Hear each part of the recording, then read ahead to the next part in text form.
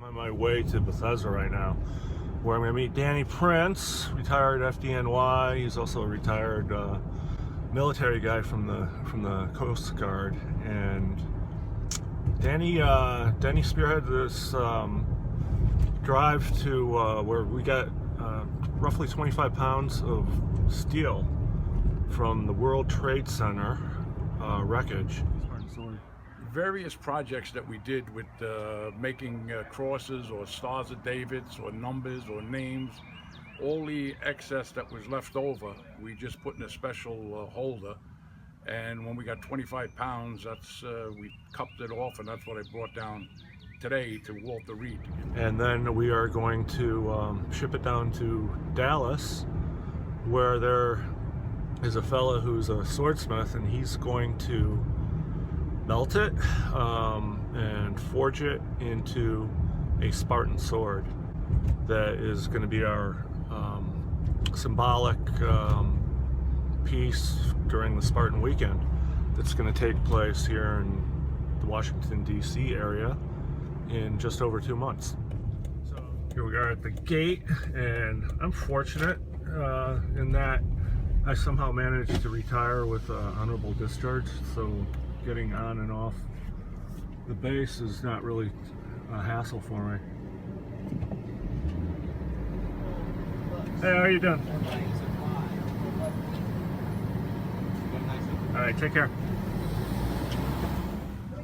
So, what did you? What were your thoughts when you got approached with the idea of using the steel for the sword, for the Spartan sword? Oh, I thought it was outstanding. I mean, from all that destruction of the steel and what happened that day was a disaster, and to turn it around into something that's going to be a benefit to our great soldiers and sailors and airmen. This is just you can't accomplish anything better than that with that steel. Incorporated into it.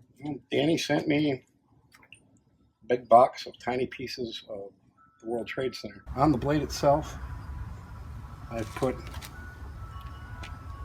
some symbolism on this side, and I've put strength, courage, and honor in Latin in the star field. And on this side, we've got 9/11/01, 2,566 civilians, 343 fire department, 71 police department, 8 EMTs, flight 11, flight 175. And here in Latin it says, I'm probably going to mispronounce this, Ni oblibus amor, which means lest we forget. When we get the sword back in our possession, we have a couple of spots that we're looking at that will be prominent where it should be displayed. One of them is our military section of the FDNY, where we have all our military soldiers that have gone to combat and some that have perished, and it'll be on beckoning call 24/7, so if we need it for a pledge somewhere. Just a little. Just a little bit? You gave birth to this guy? And then he went and joined the military? Yep. And you were in the military too? Yep, follow our footsteps.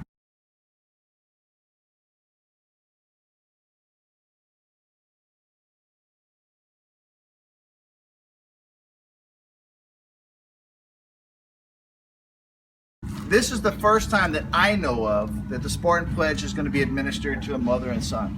And I think that's a beautiful thing. And on this day specifically, when we're talking about FDNY, you know, the Spartan Pledge, I think, needs to make a little bit of a jump. Because yes, it's made for war fighters, but who cannot say that on that day, FDNY and NYPD and those guys driving those ferries to get people out of the way, you know, across the Hudson, they were war fighters on that day. Because a warfighter is anybody who stands in front or behind a gun to defend America. They were warfighters on that day. So as we talk about the Spartan Pledge, let's also talk about the people that serve this great country. And when we talk about the Spartan Pledge, we're talking about saving the greatest of this country, the greatest of this generation. Because we're taking the warrior ethos and we're turning it on its head. We're making sure that that warfighter understands that before things get funky and you get in that funky funk, just like I'm sure firefighters do, just like I'm sure police officers do, before you get in that funky funk, you got an SOP. You know what you're going to do. You know where you're going to go to. You know how to deal with it. Not only that, you understand there's already someone who's made the commitment to you to also be there in that time of need. And like as war fighters, we know from day one when you hit basic training, you got a drill sergeant in your face going, "Where's your battle buddy? Where's your battle buddy?" You never get separated. But for some reason, we get into the civilian world and everybody scatters. Well, we're saying come back together. We're saying become part of the community, because the community is the way to life.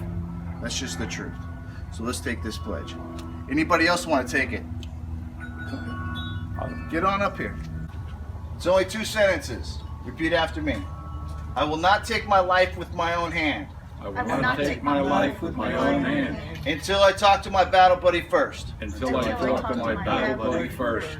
My mission My mission is to find a mission is to find a mission to help my warfighter family. to help my warfighter family. Hoorah! Thank you. God bless you, brother. God bless. God bless you, Dan.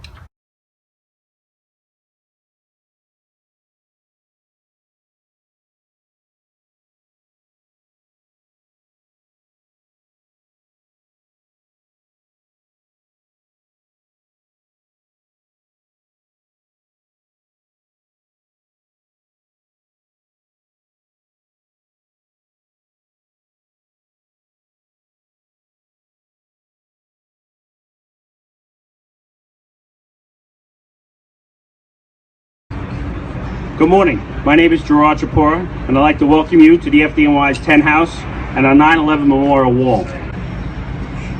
At this time, I would like to introduce our first speaker, retired firefighter Danny Prince.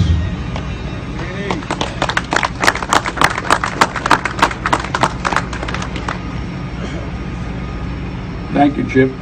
Thank you, everybody, for being here.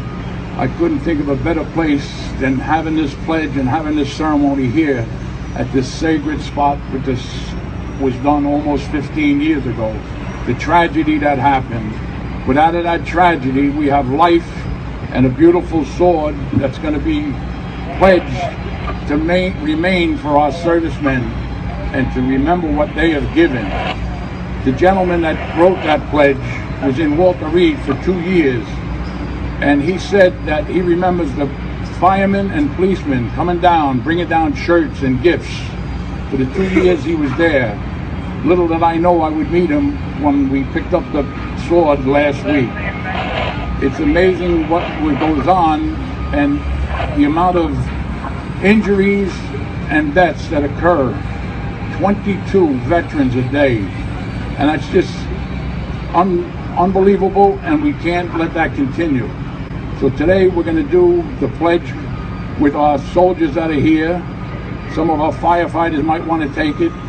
It doesn't mean that you're contemplating anything on yourself, but it's stating that you will be there if somebody needs you. You will be the battle buddy. And that's what's so important to these veterans, to let them know. At this time, we'll administer the Spartan Pledge. Will all the participants please step forward and face the podium?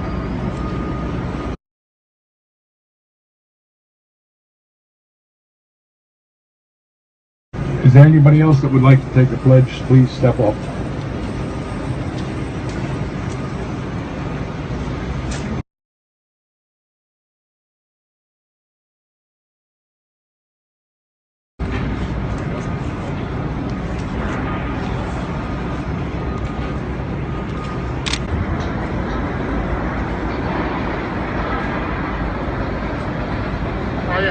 Please repeat after me.